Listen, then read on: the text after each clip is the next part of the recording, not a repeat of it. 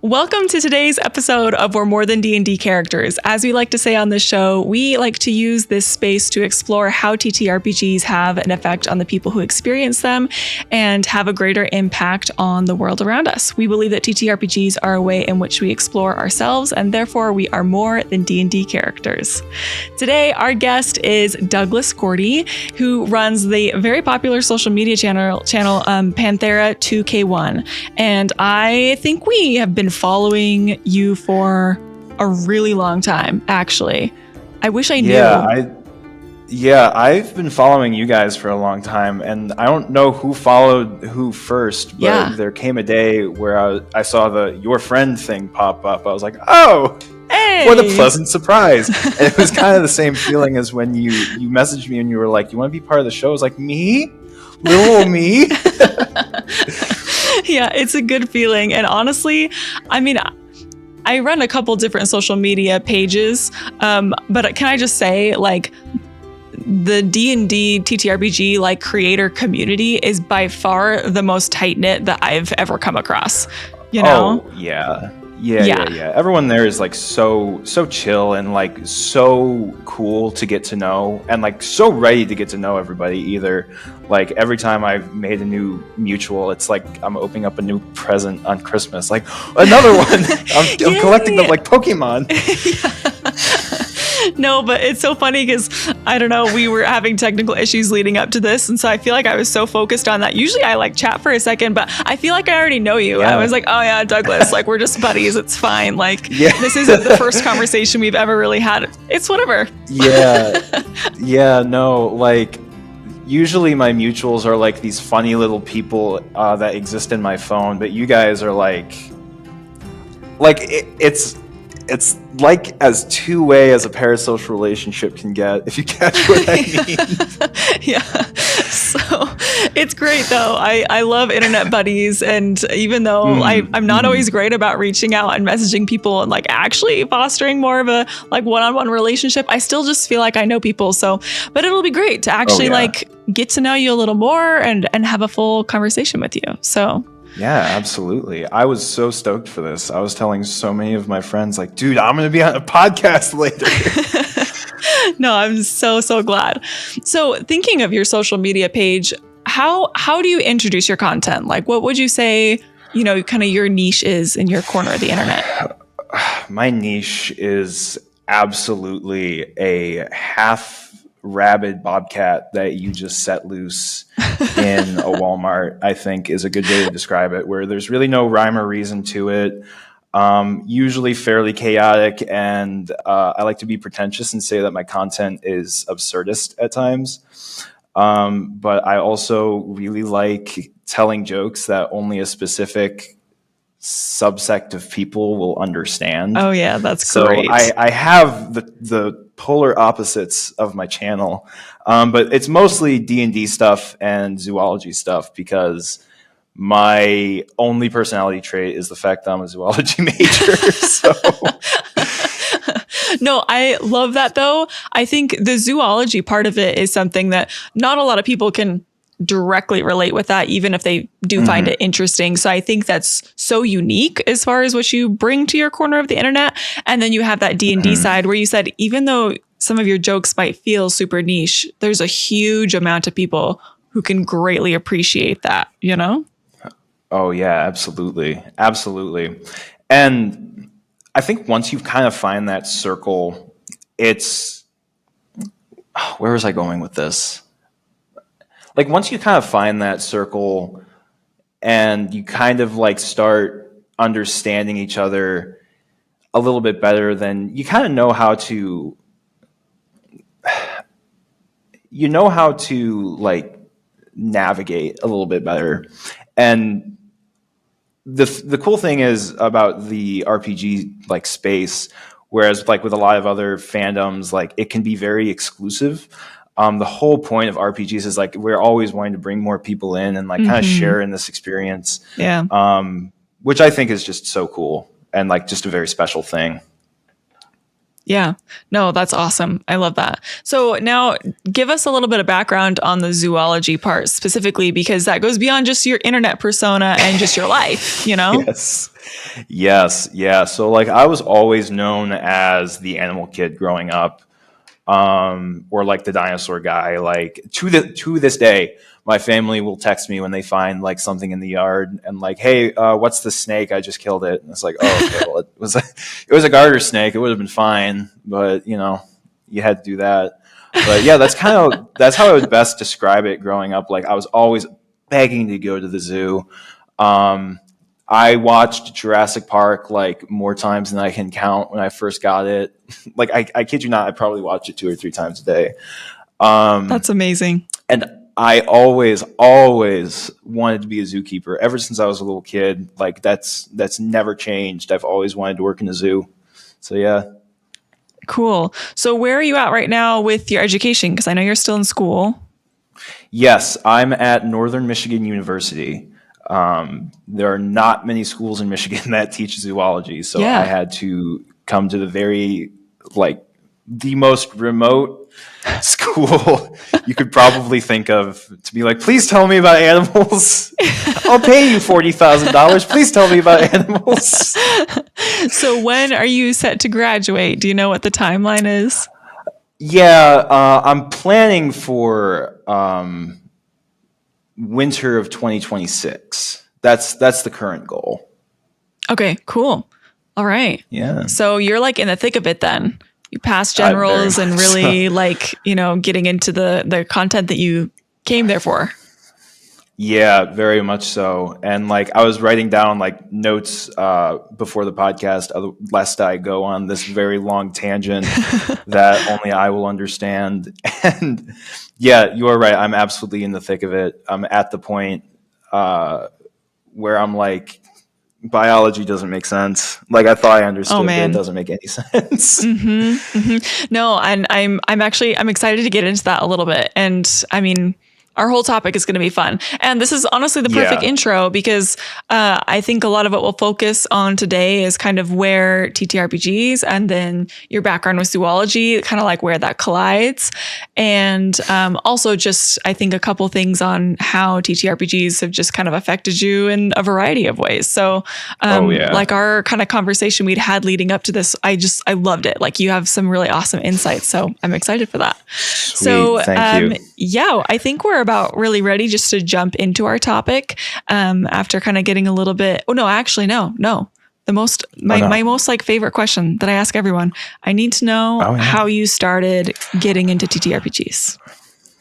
Well, it's a long and meandering story that I won't bore you with all the details, but like my dad and my uncle, they were like some of the OG D&D players. Like they played it when like it first came out in the 70s before there was even like manuals. They were just these separate like magazines that you would pick up.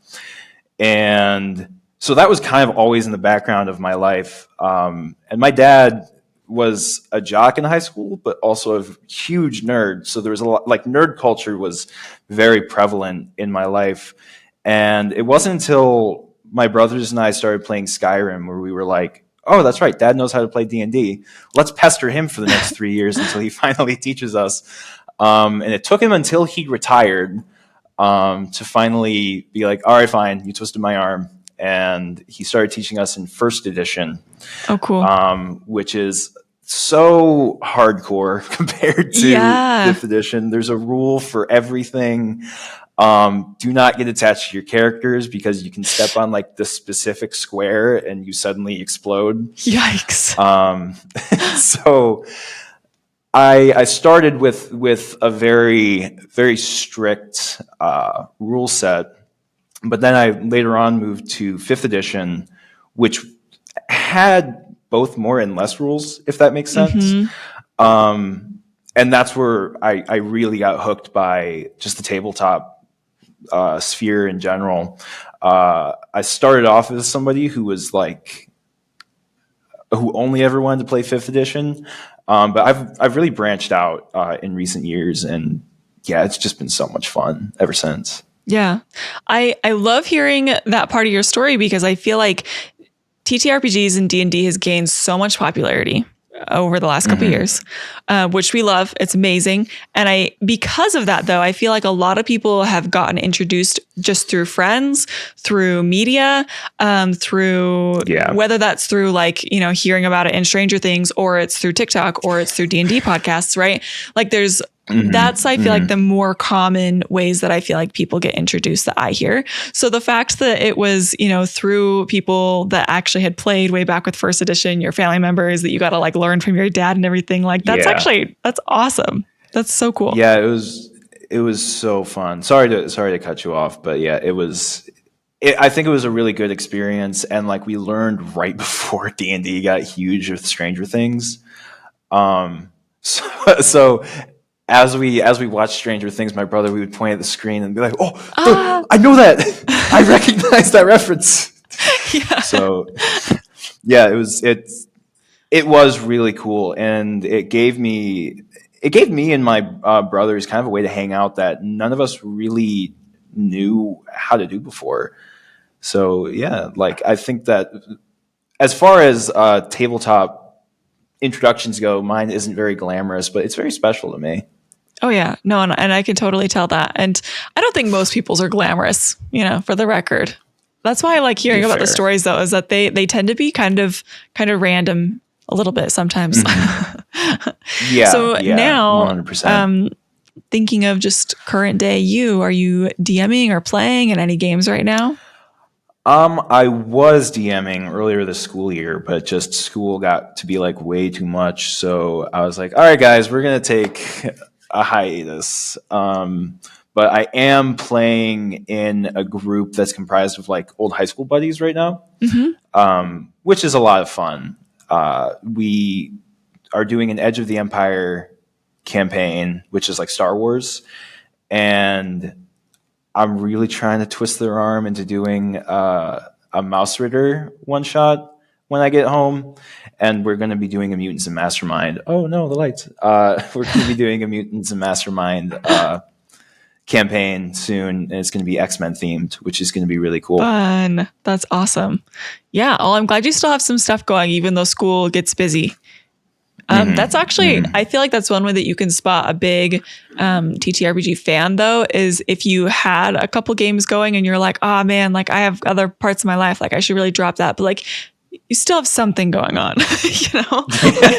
Yeah, absolutely. Like I can't let it go. Yeah, like it can't be zero. And if it is zero, it can't be zero for too long. Yeah, every campaign that I DM ends up becoming a situationship that I can't let go. Wow. Yeah, that's probably relatable for a lot of people, I'm sure. Yeah, absolutely. All right. Well, now I think we're ready to jump into the specifics of our topic today. So my first question for you is, I want to know what came first, your love for tabletop games or your interest in zoology? And when did you realize that like the two could influence each other? So I was, like I said before, I was always known as the animal kid. I always knew what I wanted to do. I was the kid. I was that weird kid that would like pick up frogs or whatever on the playground and chase people around with them. So that absolutely came first. But I was introduced to tabletop kind of ironically in a bit of a biological sense because, as I said, nerd culture was huge in my household. So I would watch things like it was that Animal Planet Dragon documentary. It was like a fantasy made real or something like that. And I also had the Dragonology books. So those are the two things I think of when I think of my early days with like just nerd culture in general and how it was presented to me in like a fun way where like one was a field guide book and the other was just talking about like, well, if dragons had evolved, how would that have worked? And so, yeah, when I finally got to things like D&D or like just any sort of larger fantasy scape, I had that what's the word? I know the word. That preconceived like idea that what I was looking at was just inherently could be looked at in a biological sense. And Yeah. Super interesting though. And I can see how that also just gets wrapped up into a bundle of just nerd culture as well, right? Where like, I don't know, like things are linked. And isn't that also like such a biology viewpoint too? You know, just, I don't know, the way that things affect each other and can kind of had that like connectedness. So yeah, that's cool.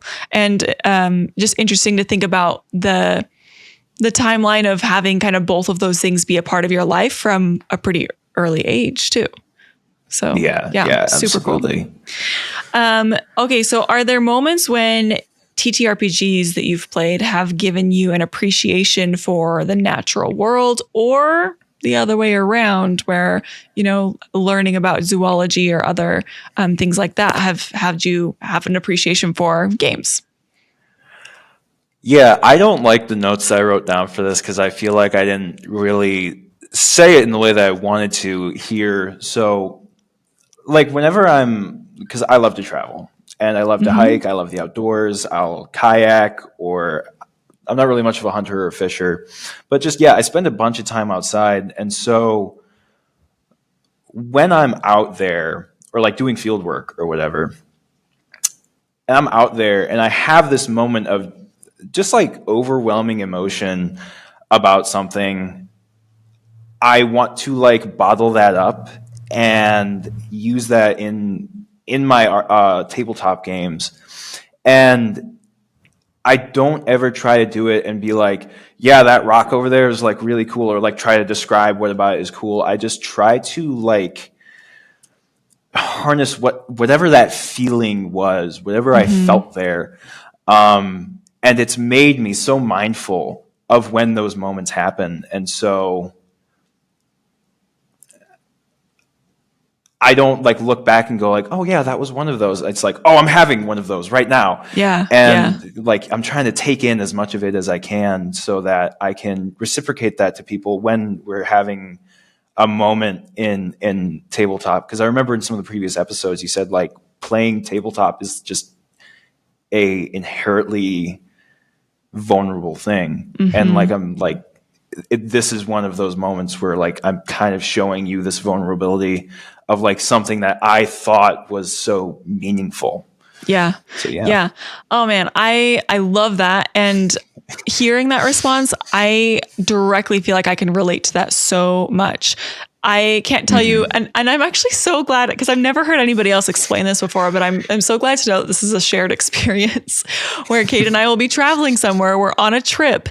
And even if like, we're in a national park full of red rock, why does that remind me of D&D? Why is that inspiring me for D&D? You know? Exactly. But like you said, it's like that feeling that you're like, oh yeah, I want to share that or help describe that. Or, you know, you can see a way that could inspire a lot of things. Like you said, not necessarily describing that exact rock that just looks really cool, but still taking essence of like those cool experiences and adding them to your TTRPGs. Yeah, exactly. And I think it's also just made me really appreciative of moments when it's not just like wonder, but like it's made me very mindful of my emotions. Even some of like the negative ones, because I think those are important to experience too, as unpleasant as they are. So sometimes I'll share a moment that like really freaked me out. Like there was one time I was walking back from a hike, and the whole time I was like, this don't feel right. I don't think I'm supposed to be here. And then like a day later, like 2 miles from where I was at, there was a mountain lion sighting. And like kind of having that moment of like, that's what that was. Like I'm also just a little goblin for horror themed stuff. So like I'll also be like, oh, that was a very harrowing experience. Let's follow that one up too. I'll deal with those emotions later. First, let's share them with the guys. Yeah. Put them to use, you know. I'm sure that's processing in some way, shape, or form, you know. Yeah, exactly. Yeah, exactly. Is it healthy? We'll find out. That's for later you to reflect on, you know, if that was healthy and helpful. Exactly. Okay, so do you have any ways that you feel like TTRPGs have had an influence on your career or education specifically? Yeah, so it's kind of like I was talking about before. Tabletop is this. I'm coming at this from a bad angle. Rewind, take two. I I was introduced to a very rigid form of tabletop, and as I've kind of branched out from that, and things become a little bit more fluid, I get this. I got this understanding of like, oh well, nothing really matters, you know. And that's not to say like, oh, I don't need to follow the rules in 5e, but what does that mean about the existence of God? Like, it was more of a stepping stone of kind of that understanding of not everything is as cut and dry as we kind of want to make it out to be. And yeah, there's guidelines for the way that we do things, but not rules. We shouldn't take anything as an inherent rule. And so as we kind of got to the more complicated stuff in my like educational career, because like I said before, biology is full of exceptions, and people are sometimes very resistant to that. Resistant to the idea of like there is an exception for just about anything out there, but kind of starting off and having this big like eye-opening experience of, you know, again, nothing really matters if you really think about it. It made those things a lot easier to process. And in my career, I'd say like, you know, I've used it in interviews before. I've been like, I can cooperate with a group of people under pressure, and I can communicate really well. But this is something that I haven't written down, but I also take tabletop as kind of like a social sandbox where, you know, you can say and do things where like, in the game, yeah, there's consequences, but in real life, there's not really consequences. And kind of judging on how people react to the things that you say or the things that you do, or you're always experiencing a character through your own eyes. So whether or not you intend on it, there's aspects of yourself leaking through, and kind of how people respond to that has. I know where I want to go with this, and you'll hear me say this a lot. I know where I want to go with this, but I'm not entirely sure the words for it. I'm here for the whole journey, you know?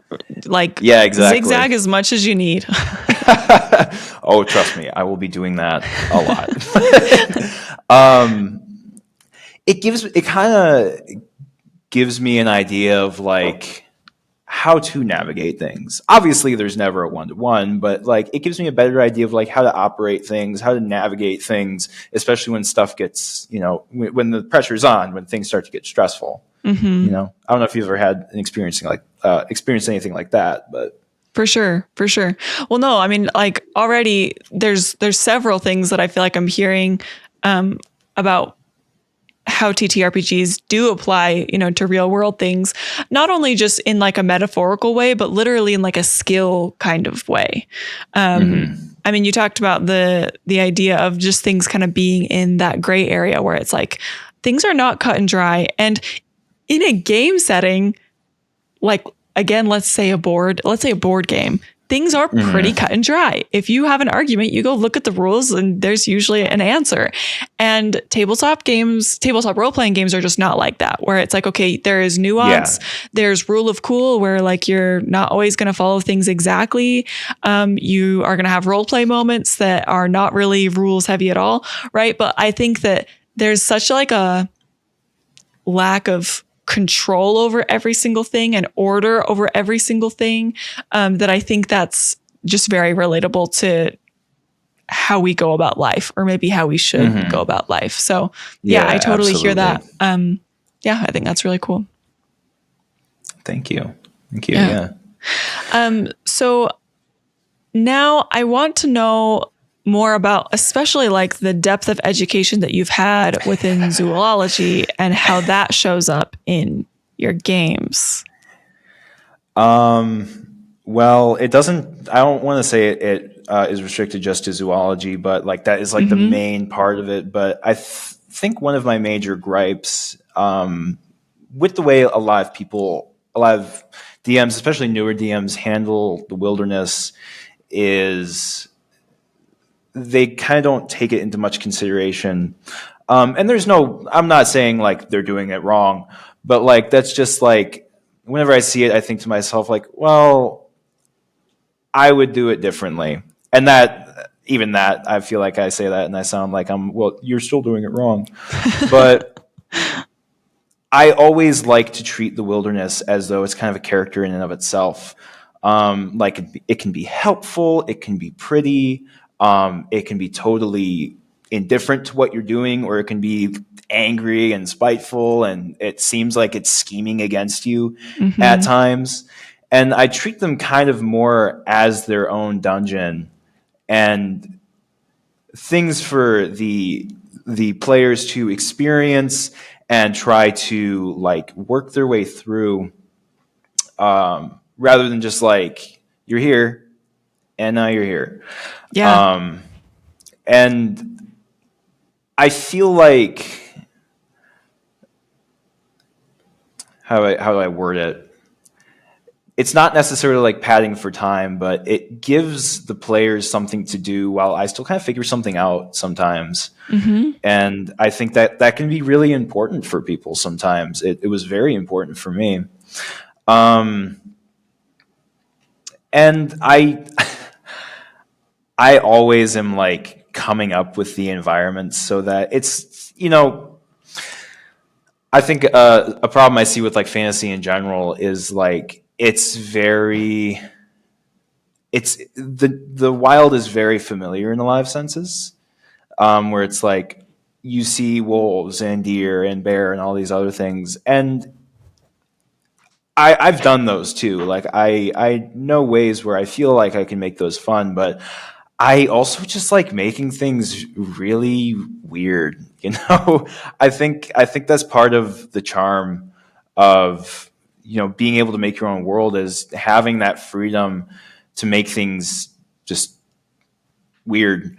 Because I've had the environment be like Nebraska 20 million years ago. So instead of riding horses, they're riding things called calicotheres, which were related to horses but had these big claws instead of hooves. And the apex predator of the area was something that was called a hell pig. So like, oh man, that like. I had a couple of veteran players on that, and they thought it was just so unique and so fun, and I was so worried that was going to fall flat. But anyways, it's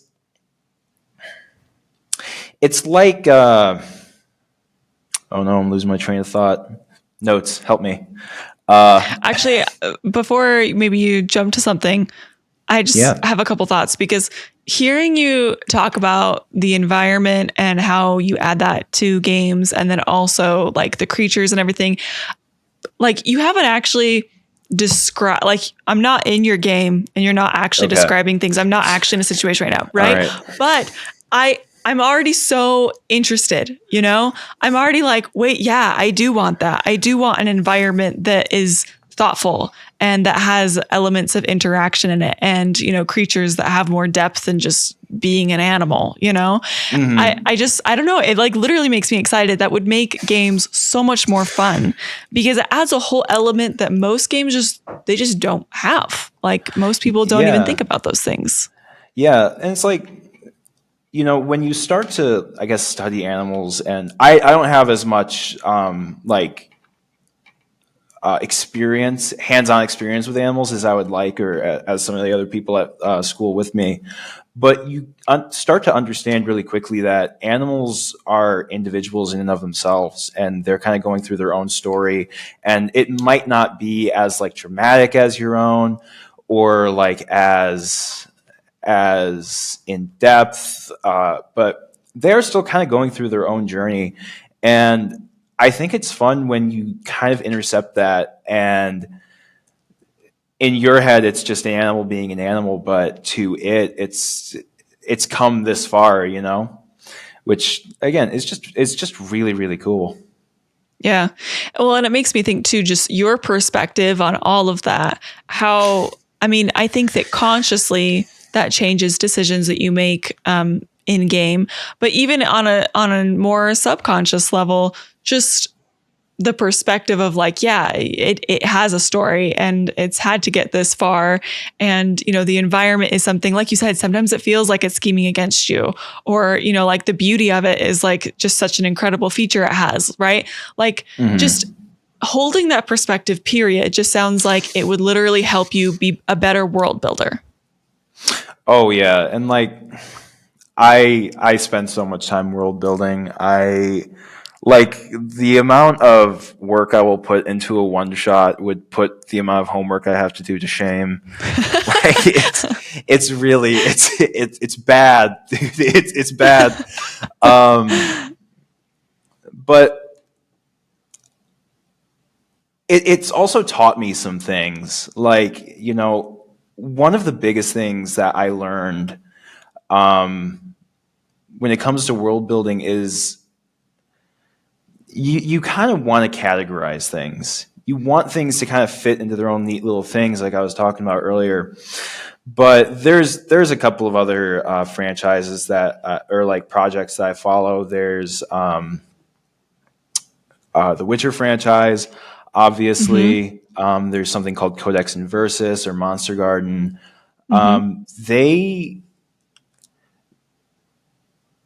They will do this thing that I have such admiration for, and I really try to emulate, that feels so realistic. And what that is the categories that we really try to assign things fall apart when you look at them like at all closely. And I think that out of the three that I mentioned, that the one that I think does it the most purposefully and I think does the best is definitely Codex Inversus. Where, like, you know, the difference between the natural and the supernatural seems so clear when you look at it from a distance, but the more you kind of go into this series and look at all the world building that he's done, you kind of think to yourself like, okay, well, this doesn't make sense. Hold on. Where's the line? And, you know, that's something, like I said, that I really try to emulate, where, you know, up to a certain point, you start just saying, I don't know. Like, I just don't know. And there's no way for us to know. And it's not always something that you would expect, like things like the difference between biology and chemistry, or the difference between biological sex. I'm sorry, or like what defines biological sex or what defines a species. Like when you get to that level, when you get so small, the line starts to blur. It gets so fuzzy. And a lot of people seem to try to shy away from that. And I love leaning into it and making not just the players, but myself ask the question of, well, what is that? What is the connecting thread here? Yeah. Yeah.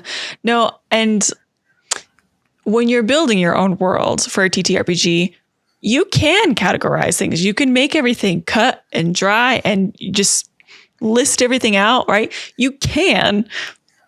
And I love the idea of instead leaning into something that is actually just a part of reality, right? Where it's like, no, things are fuzzy, things are connected, things are gradients and even beyond that. And like letting your world have a little bit of that, I'm going to call it like mess, is something that I think just creates so much interest. And I mean, personally, I'm just a really big fan of putting pieces of reality into TTRPGs, because there's just something that like makes me so much more like invested in it, because it's more comparable to like life. Yeah, it gives the happy chemical, you know? Oh yeah, for sure. For sure. But I love you sharing that, because I think a lot of people listening will have never even considered like the concepts that you're talking about, and making them a part of their TTRPGs, or even just considering them for real life. Yeah, exactly. And like I said before, sometimes facing that level of messiness and of ambiguity, and realizing that there is a fuzzy line, if there is a line even there, it's uncomfortable at times, but once you kind of start to embrace it, and you find that outline, that outlet for it, it becomes kind of beautiful in a way, you know? For sure. I love that. Well, the next couple questions I have more to do with how role-playing games have kind of tied in with your own personal life. But before we move on to do that, is there any other just thoughts you want to add for things, I don't know, that I've missed through my questions about literally anything related to environment, zoology, animals, TTRPGs, and any relation they have with each other? I have so much to say and not sure how to say it in a way, because I have such a bad tendency to ramble. I am terrified of talking way too much about myself and like putting only my viewpoint out there. No, I don't want you to fear that at all. Yeah. This is your episode. You are at the forefront of it. So, fire away. This is the Doug episode. Oh man. It's like I said, like, just, you don't have to explain everything, and you can let things get weird. Just let things get weird sometimes, At worst, at the end of the at the end of the session, people will be like, "Well, so what was that?" But at best, it's something that's really, really memorable. And honestly, some of the most fun, memorable things that I've seen are when people decide to finally push that and embrace their viewpoint of the world, however it came to them. Yeah. Very cool. I swear that links back into environmentalism, but I did not say it correctly. No, I really can't see the relation. Also, I think it's interesting. Part of the reason why I think this is so unique and this will be a new concept to a lot of people is because we're talking about something that you've had an interest in for a long time. You now have formal education in, and I also know beyond just college, like your education has just gone beyond that as well. Like I know that you've done probably plenty of internet deep dives and reading and like whatever on all kinds of things. Right? Oh, yeah, absolutely. Absolutely. And you know what? Actually, yeah, I think that that was the connecting string I think I needed. When I say that you should put like your interest in and make it weird, it's like, I'm gonna have to use an example, like a concrete example, like mantis shrimp. Those are not like my total cup of tea. I like big carnivores, but like mantis shrimp are the coolest freaking things because they can see in like 16 levels of light. Yeah. More than we can see. They can punch with the speed and power of a 22 caliber bullet, which like if a human could do that proportionally, we'd be able to throw a baseball into orbit and probably break every bone in our arm doing so. And so like I'll design creatures like specifically with that in mind. And when when I lean into that aspect of my identity and my interests, and I just kind of cut loose with it sometimes, that's when it seems like not only I'm having a lot of fun, but my friends are having fun too. Yeah, for sure. I think that's so cool. And people, I feel like, are lucky to be at your table where you have world building that is so thoughtful and that you have like all these things, like I said, that just like, I feel like are just unique against what a lot of very traditional, I'll say basic games, Yeah. Thank you. I don't know how to not that there's anything wrong with like, there's nothing wrrong with a basic game, but I'm just saying like that doesn't sound like a basic game to me. Yeah, no. And I think like this is something that I was hoping to talk about later, but I'll talk about it now. It's like, yeah, everyone will have their thing. Like for me, it's zoology, but it could be something else for anybody else. And when they incorporate that aspect of them, it just makes it so much more meaningful, you know? Yeah, for sure. So let's kind of get into those personal questions. So I want to know how your games have impacted your own personal growth, besides your career, whether that's your own creativity or community or what's the other word I'm thinking of? You know, like your own stress, like I don't know, anything as far as like your personal life goes in TTRPGs. Yeah.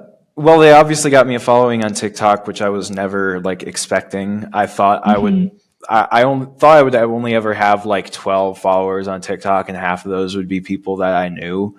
And instead, like I have this. I want to say I have a huge following, but I definitely have a larger following than most of just these really cool people in my life who I like really badly want to get to know better. But yeah, it let me connect with like my family in a way that I wasn't really able to do before. Because like I guess for example, like most of the men in my family are trade workers, and here I am spending tens of thousands of dollars to learn about animals. So there was not a lot for us to line up with. But like tabletop was like the perfect bridge for all of us, and I think that was really I'm just really grateful for it. I met my girlfriend through tabletop. We've been going long distance for 4 years, and we've like traveled all over the country. Okay, I need to know the story there. I have to. Okay, so it's 2020. Everyone's at home. Everyone's on TikTok. Everyone's playing D&D. And I was reached out to by someone else to be the DM, which was a bold move on their part, now that I think about it. But I like almost said no because I was like I was already in like 2 or 3 games at that point and just starting work, and I was like I don't really want to do another one. But like really last second, I don't even know what changed my mind, but last second I was like, yeah, sure, why not? And basically the exact same thing happened to my girlfriend. Somebody reached out to her and was like, hey, we're trying to get a D&D campaign together. Do you want to join? And she was almost like, nah. But she said yes at the very last second. And so I remember we joined. We like had like session 0 where we kind of talked about our characters and what I expected out of the campaign. And I was like, she's really cute, and I really hope I can get her attention with this campaign. And I didn't realize till later that she was internally like, wow, he's really cute. I'm going to make my character super cool so that he can notice me. And then it turned into us hanging out like on Discord, like outside of the game, like all of us hanging out on Discord until it was eventually just her and me. And then we just kind of started talking outside of the game, like all together. Yeah. And just one day, like totally out of the blue, she was like, hey, by the way, I like you. And I was like, oh, well, that's crazy because I like you too.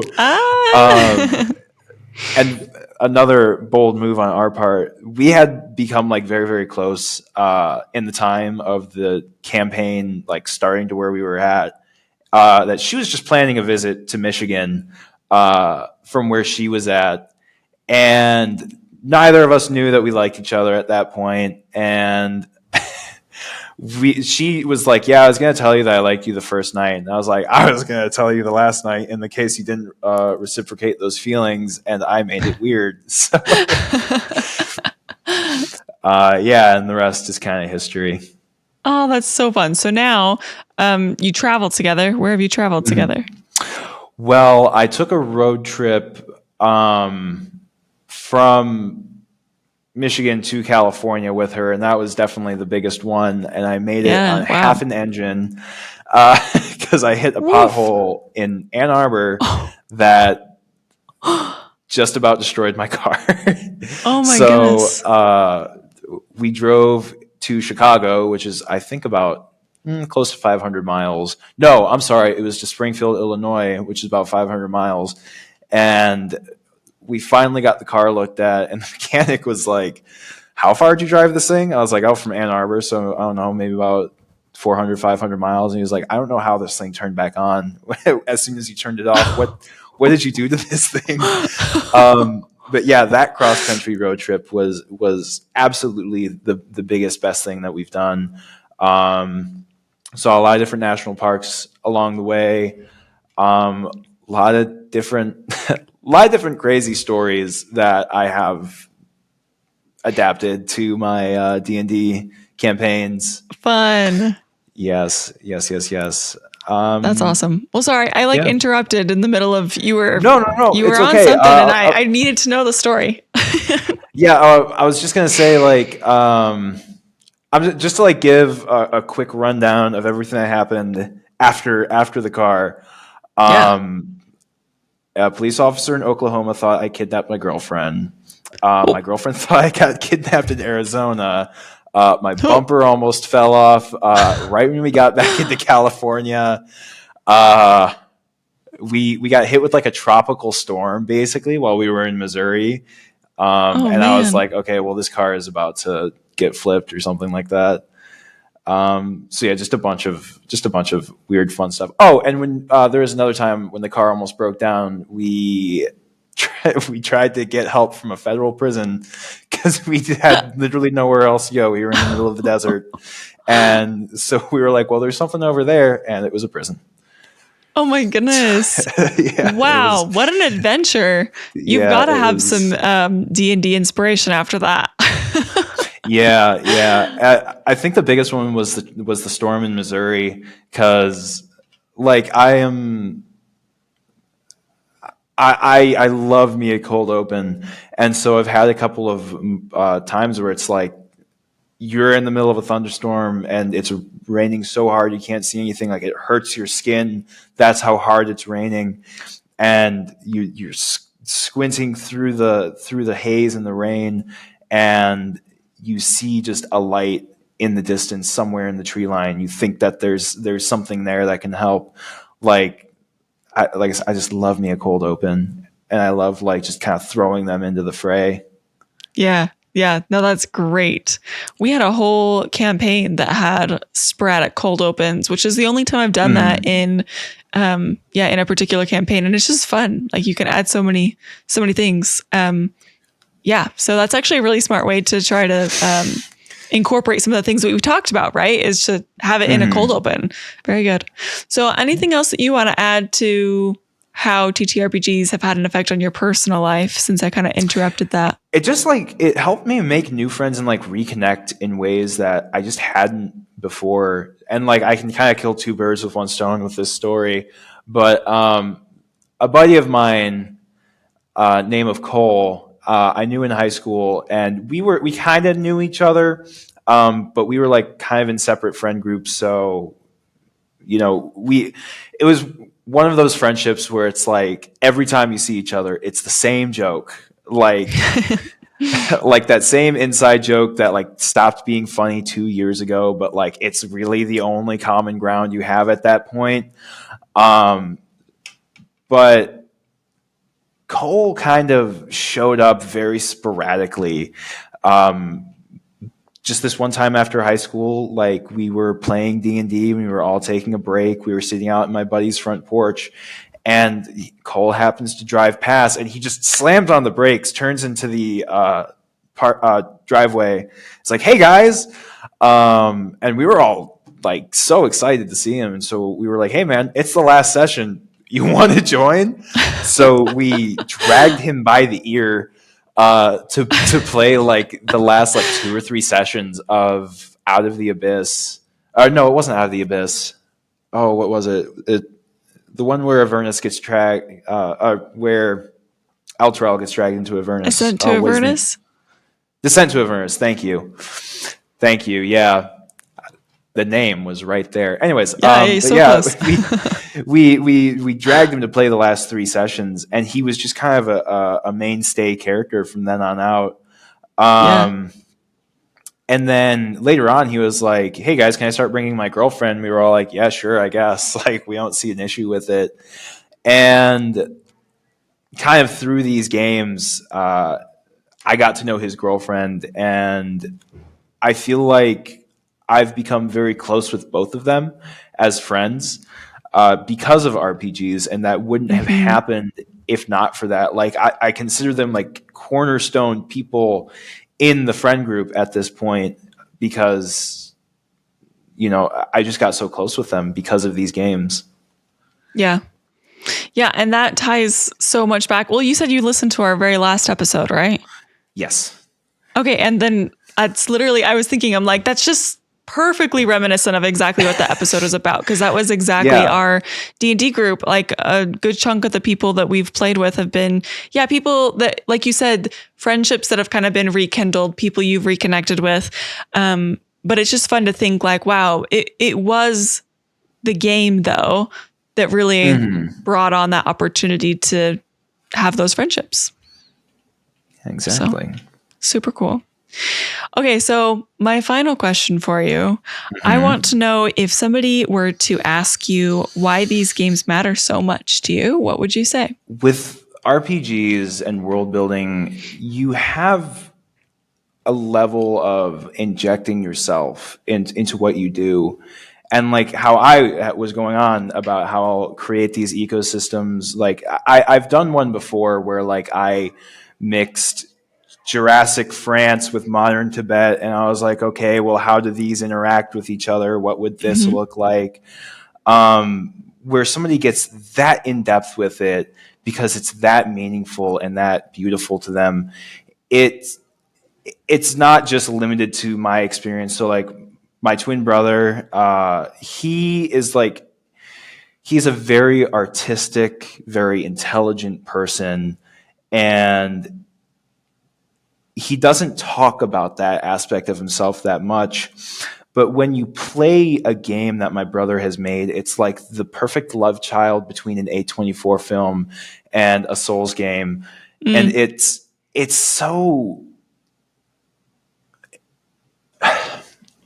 so like meaningful to see that aspect of him, and for him to feel comfortable enough to bring that forward.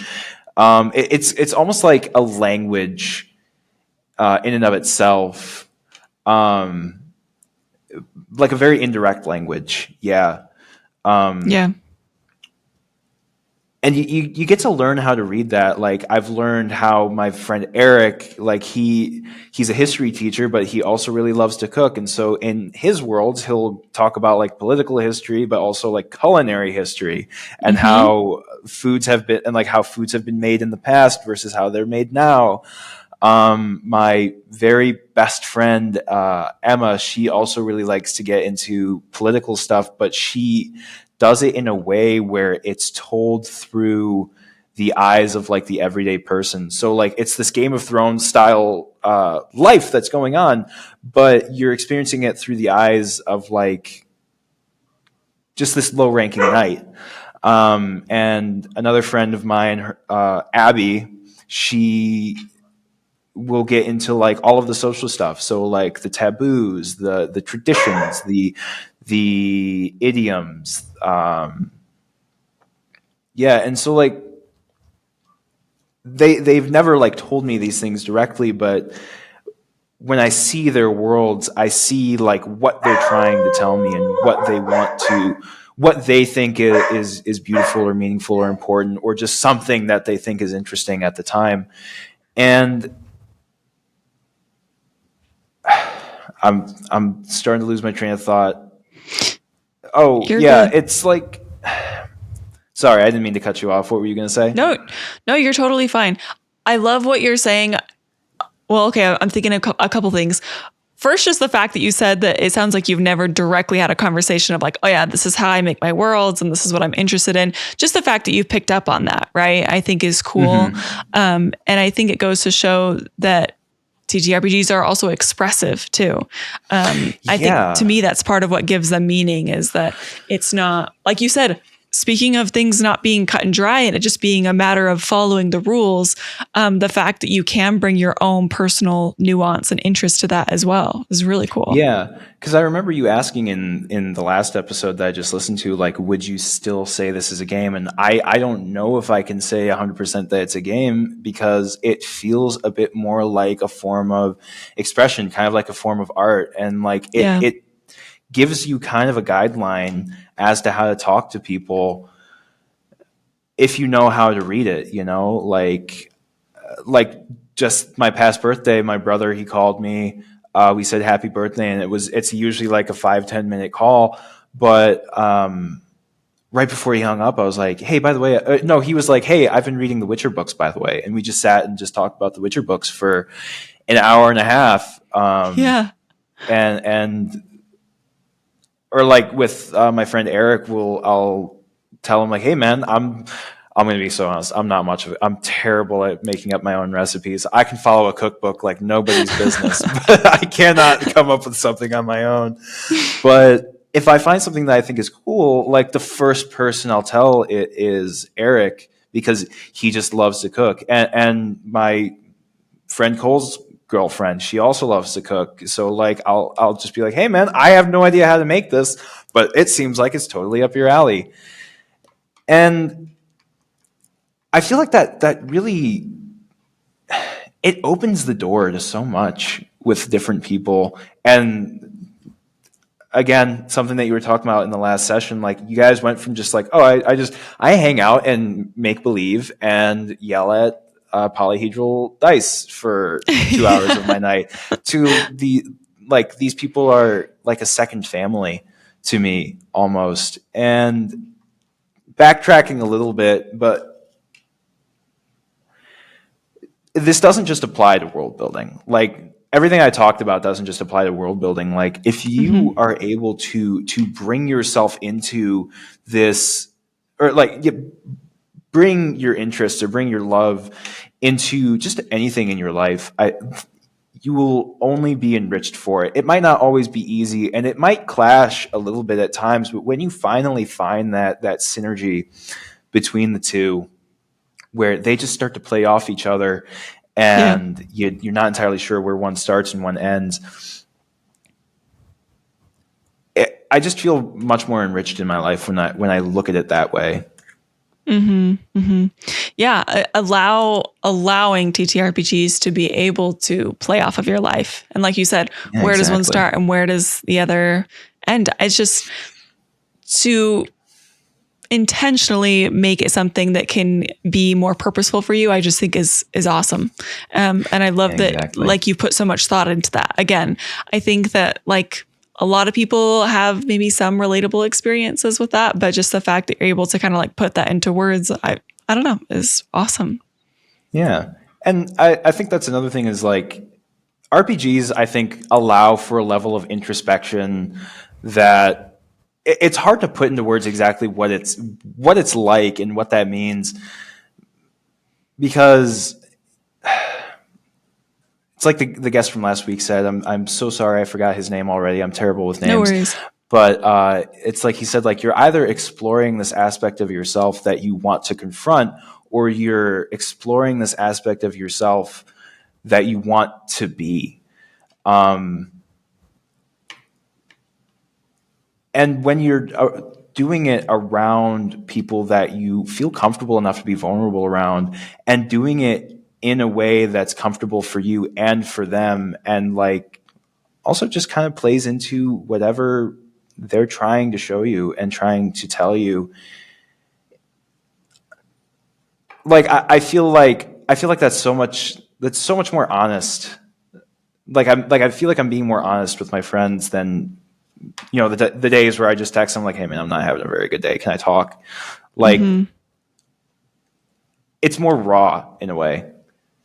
You could write a whole like thesis statement on like why it's more than just a game and like why it's I meaningful could. to you. You know what I mean? I 100% could. Like, my head will probably hit the pillow tonight, and I'll shoot up and say, "I can't believe I didn't mention that." Like, I'll have a lot of those moments. But when I listen back on this episode, I'll be like, "Man, I was rambling real bad." Well, you should just if you have any of those revelations, you should message me. Maybe it'll make it into some future discussion. You know, as we realize we've had all Absolutely. these shared experiences, right? Absolutely. I was so worried that I was going to get off the call and you guys were going to be like, "No, what was that all about?" No, of course not. but- Of course not.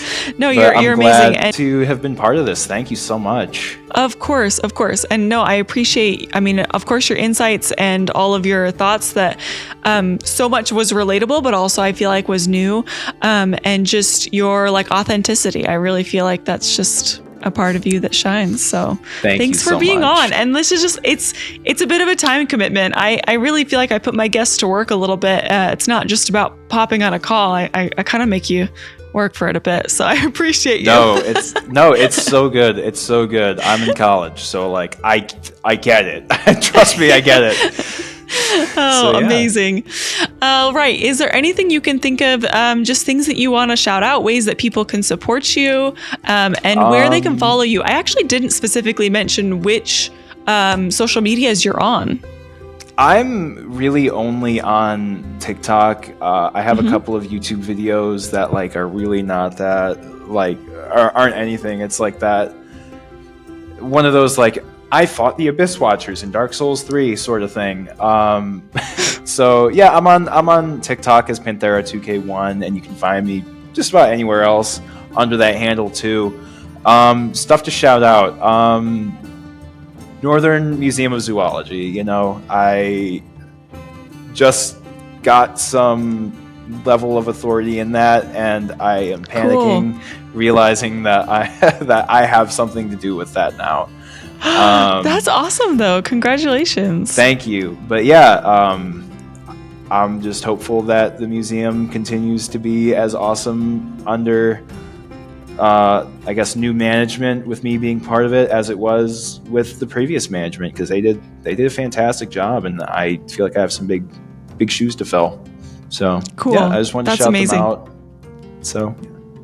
Well, Okay, thank you very again. nice. Thank you so Yes, so thanks much. for having you on. And I'm going to keep reminding myself to do this. But if you are watching this still, you definitely should like and subscribe at this point. You know, if you've committed to us this far, it's time to do that so that you can hear other awesome interviews like Douglas. And we will see you around. And remember, when life knocks you flat on your back, all you got to do is keep rolling. And we hope you have a wonderful rest of your day. Yes, I actually said it right. First try. Yes, that's the first you did episode it. I've done that on the first try. We did it, gang. We did it.